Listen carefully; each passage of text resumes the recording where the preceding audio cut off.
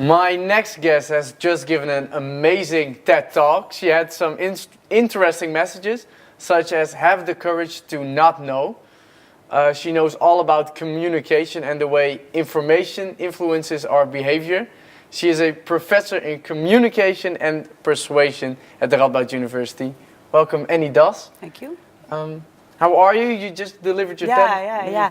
I was really great, actually. I really enjoyed it. Yeah. How did it go? It was as planned. As planned?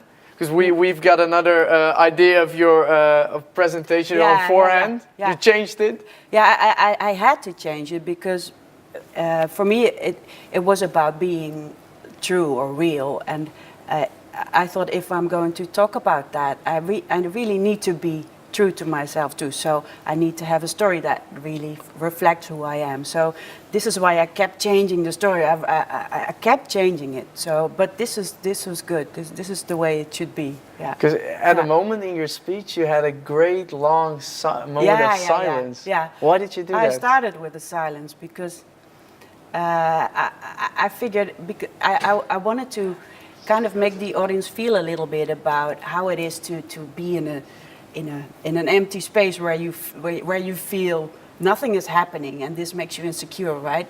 If you sit there, we're not used to that anymore. We grab our phone, we start twittering or talk to our friends, but the whole thing of being in an uncertain state is it could also bring you something good. So I just wanted to make the audience feel that, and by making them just a little bit uncomfortable. I hope I managed to do that. Because your message is interesting. It's very different from the rest. Most scientists say we try to know everything. You say exactly the opposite. How can that help us? Yeah, it's kind of strange coming from a communication professor, right? Yes. To say, well, it can help you to not know. So, I don't know.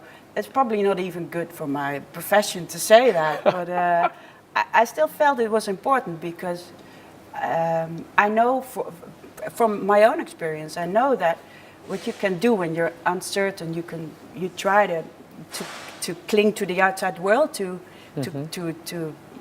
reduce uncertainty, to go outside, to define what is going on, you know. And sometimes it helps, but sometimes it really it leads you in the wrong direction. Because you say we tend to forget the positive information and remember the negative information. Well, it can happen. It can happen. So, for example, I didn't tell about this today in the talk, but we conduct research where we show that if you inform, for example, if you inform patients about potential side effects of medical treatment, that can actually help cause these side effects to occur, because we don't know yet how exactly it works, but it shows that, you know, if you look for information, and this information can take you in the wrong direction. It can take you exactly where you don't want to go. So it's what we fear we become, so to say.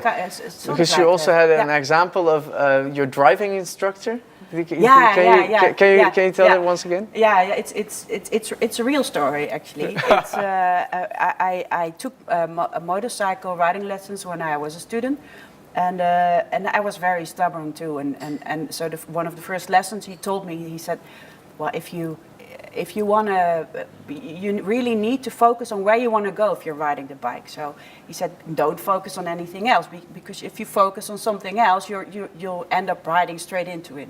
But I thought I'm an academic, and I trust my rational mind, you know. So I think I can avoid something I'm looking at. I should be able to avoid it. So I just tried it.